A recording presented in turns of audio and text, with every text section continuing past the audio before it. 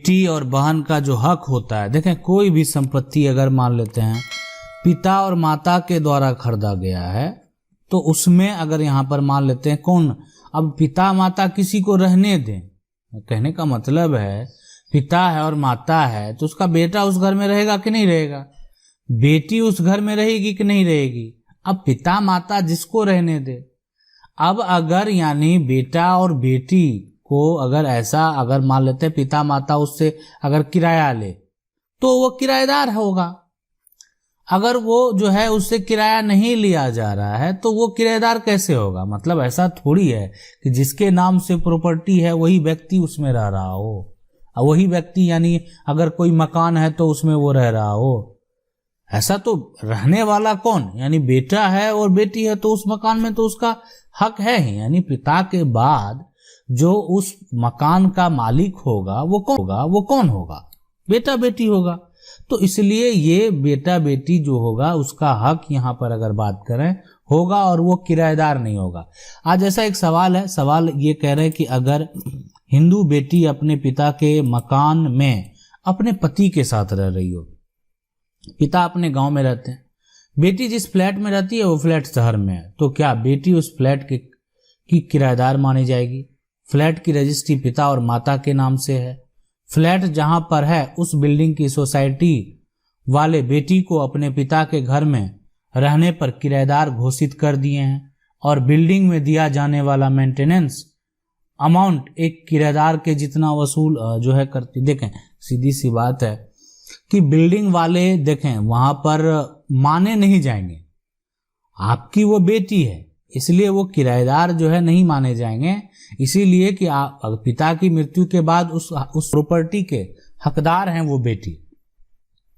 तो इसीलिए अगर मान लेते सोसाइटी का लोग ऐसा कर रहा है मेंटेनेंस अमाउंट ज्यादा लेने के लिए तो ये बिल्कुल सरासर गलत है और इसमें कहीं ना कहीं उस संपत्ति के जो मालिक हैं जो पिता हैं उनको जो है हस्तक्षेप करना चाहिए कि वो उस जो संपत्ति है जो प्रॉपर्टी है उसमें वो उनकी बेटी रह रही है तो आप उनको जो है किस आधार पे जो है उससे ज़्यादा मेंटेनेंस आप वसूल सकते हैं। तो ये उस कहीं ना कहीं इस पे जो एक्शन होना चाहिए, जो भी जिनके नाम से प्रॉपर्टी है वो जाके उस पे एक्शन ले सकते हैं। सवाल है कि मैं चार भाई है, जमीन जो है यहाँ पर ज्वाइंट है, मैं सबसे बड़ा भाई है ना, तो हिस्सा मेरे मर्जी के बिना जो है वो बेच रहा है तो क्या करें। देखें बेच रहा तीनों मिलकर अगर आपका मान लेते हैं मर्जी के बिना, तो अगर वही उसको रजिस्ट्री भी करेगा तो उसमें आपका जो है एक तरह से हिस्सा नहीं बेच सकता है। आप जो है दाखिल खारिज जो संपत्ति खरीद रहा है ना उसको बता दें कि इसका दाखिल खारिज जो है वो होगा भी नहीं और वो दाखिल खारिज रिजेक्ट हो जाएगा। आप अपना अगर दाखिल खारिज नहीं होता है तो आप अपना हिस्सा कभी भी किसी को बेच भी सकते हैं। तो इसीलिए अगर जो खरीदार है आप उसको भी बता सकते हैं और उसके बाद भी अगर समस्या उत्पन्न होता है तो आप पार्टीशन सूट करके अपना प्रॉपर्टी के हिस्से को अलग कर लें। सवाल है कि सर मेरा जमीन है जो कि यहाँ पर बड़का दादा के नाम से है और उसका बेटा बंटवारा में सिग्नेचर नहीं करता है, जो हिस्सा नहीं देता है उसको क्या करें। उसके लिए आप जो है कोर्ट से पार्टीशन जो है फाइल कर दें। आप सारा संपत्ति जितना आपके पास संपत्ति है सारा का कागजात जो है यहाँ पर वो निकाल लें। अगर कोई संपत्ति आपके तो वो उनके हिस्से की संपत्ति बिकेगी और उसके बाद जो आपके जो हिस्से का प्रॉपर्टी है यानी आप अगर सिविल कोर्ट में पार्टीशन सूट करेंगे तो आपका हिस्सा जो है वो मिलेगा और वो यानी आपके नाम पर होगा। तो इसीलिए अगर वो आपके जो बड़े दादा हैं या उनके बच्चे हैं वो अगर सिग्नेचर नहीं कर रहे हैं फिर भी जब हक है इसमें जो भी आपका शेयर होगा वो आपको जब डिग्री हो जाएगा तो वो आपको प्राप्त हो जाएगा। सवाल है कि सर मेरी माँ अपने मायके का जमीन ले सकती है या नहीं। मेरे नाना और नानी और जो है सगा मामा नहीं है पर पड़ोसी वाला जो मामा जो है वो जमीन नहीं दे रहे हैं तो बिल्कुल ले सकती हैं, है ना। ये संपत्ति पे सिर्फ आपके माँ का हक है और उनके बच्चे का हक है और किसी का हक नहीं, यानी आपका हक है। तो इसीलिए अगर जो है वो नहीं दे रहे हैं तो आप जो है कोर्ट से यानी अपना टाइटल सूट का दावा करें। इसलिए कि अब तो वो परिवार का कोई ऐसा है नहीं जिससे आप हिस्सा मांगने जा रहे हैं, ठीक है। आप अपना टाइटल का दावा करेंगे कि जो आपका नाना का संपत्ति होगा उसको यानी परिवार का लोग जो है अपने अंडर में ले लिया है और आपको वो नहीं दिया जा रहा, जबकि आप कानूनी तरीके से उस संपत्ति के उत्तराधिकारी हैं। सवाल है, अगर परदादी के बाद दादी को मिली पैतृक संपत्ति है, दादी 62 साल पहले गुजर गई, उसके बाद 30 साल बाद संपत्ति 2 बेटों के नाम हो चुकी है, अब पिता के बाद 10 साल पहले हमारे नाम हो चुकी है, तो अब बुआ के बेटे दादी के संपत्ति में हिस्सा मांग रहे हैं। देखें, एक होता है कि जब संपत्ति का बंटवारा हो गया, नाम हो गया है ना, बंटवारा नहीं हुआ और बंटवारा हो गया, दोनों के लिए अलग नियम है। और अगर पहले बंटवारा हो चुका है, संपत्ति है, सबका अपना अपना हिस्सा अलग हो चुका है, बंटवारा हो चुका है, सबके नाम हो चुका है, तब आके हिस्सा मांगना कानूनी तरीके से वो मांग सकते हैं, लेकिन इसमें जो है आपको ज्यादा कोई दिक्कत होने की अगर चांस नहीं है। लेकिन अगर संपत्ति का बंटवारा ही नहीं हुआ है और आज बंटवारा हो रहा है तो बिल्कुल वो हकदार होंगे, है ना। लेकिन पहले बंटवारा हो गया, सारा जो है आपके पिता के नाम पर संपत्ति ट्रांसफर हो गया, फिर आपके नाम पर ट्रांसफर हो गया, तो फिर अगर बुआ के बेटे मांगते भी हैं तो किसी प्रकार से कोई समस्या उत्पन्न नहीं होगा, कैसे भी कानूनी तरीके से भी। लेकिन बहुत सारे कंडीशन हो सकते हैं ये, लेकिन फैसला डिपेंड करता है कोर्ट के ऊपर ही।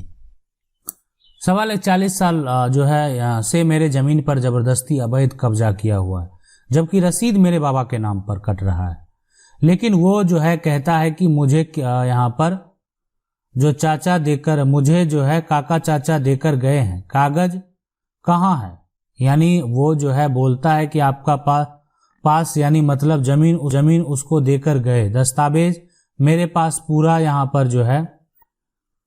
देखें, इस केस में जो भी है खतियान सब कुछ है, लेकिन अगर हाँ वो जो रसीद है वो आप ही के परिवार के नाम पर है, दादा के नाम पर है, जिनके नाम पे पिता के नाम पे है, दादा के नाम पे है, रसीद आज भी आप अगर कटा रहे हैं और संपत्ति का कब्जा किसी और का है, तो आप बिल्कुल टाइटल सूट का दावा करें, है ना। कोई दे कर गया है उसका कानून में कोई मतलब नहीं होता है। कोई अगर दिया तो वह पहले भी नियम था कि उसको कानूनी तरीके से कैसे किसी को संपत्ति दे सकते हैं। लोग दान भी देते थे, लोग गिफ्ट भी देते थे, लोग उसको बेचते भी थे, वो पहले से भी जो है नियम, ऐसा नहीं कि पहले नियम नहीं था। तो अगर कोई मौखिक तौर पे कानून में जाके ये कहेगा कि कोई हमको संपत्ति दिया है तो उसका कोई मतलब नहीं होता है। सवाल है, सर मेरे पिता के एक बड़े भाई थे, उनकी शादी नहीं हुआ था, उनकी मृत्यु हो चुकी है, अब अगर मेरे पिता पैतृक संपत्ति बेच रहे हैं तो क्या कोई रुकावट आ सकता है। जैसे कि हम 3 भाई हैं और हम 3 में से कोई एक आपत्ति जताए तो क्या होगा। अगर देखें, सबसे पहली बात, जिनका शादी नहीं हो गया और वो मृत्यु हो गए तो उनका अब कोई हक ही नहीं बचा। क्या हक होता है उत्तराधिकारी का, और मृत्यु अगर उस व्यक्ति का हो गया तो इसका पहला हक अगर पिता जीवित है तो पिता का होगा, उसके बाद अगर पिता जीवित नहीं है तो भाई का ही होगा। तो भाई का तो पूरा हक, और भाई का जो हक होगा वो उनके बच्चे का हक होगा। तो आज अगर उनका बेटा ये चाह रहा है कि अगर वो जो पिता संपत्ति पैतृक बेच रहे हैं वो ना बेचे, तो आपत्ति आप लगा सकते हैं। आप चाहें तो उस पे केस भी फाइल कर सकते हैं, आप चाहें तो पार्टीशन करके अपना हिस्सा ले सकते हैं ताकि वो संपत्ति पूरा बेच ना दे। आप चाहें तो दाखिल खारिज पर भी जो है आपत्ति दर्ज करा सकते हैं, लेकिन उससे पहले किसी प्रकार का केस फाइल कर दें ताकि आप ये स्पष्ट कर सकें कि इसमें पहले से केस चल रहा है, तो इसलिए उसका दाखिल खारिज यानी रजिस्ट्री ही गलत हुआ तो दाखिल खारिज कैसे होगा। तो यानी ये प्रक्रिया आपको करना पड़ेगा, तभी ये संभव है। जैसे कि मान लेते हैं कि जो आपका संपत्ति है ना, और इसमें एक तो रहे नहीं, आप क्या करेंगे, एक वंशावली बनवा लेंगे, ठीक है, और संपत्ति का जो भी है उसका कागजात निकाल लेंगे, सिविल कोर्ट में जो है यानी जाएंगे, सिविल कोर्ट में अपने जो है यानी आप इसलिए कि आप तीनों भाई में से कोई एक जो है अपने हिस्से के लिए जो है यानी केस फाइल करेंगे, पार्टीशन सूट फाइल करेंगे।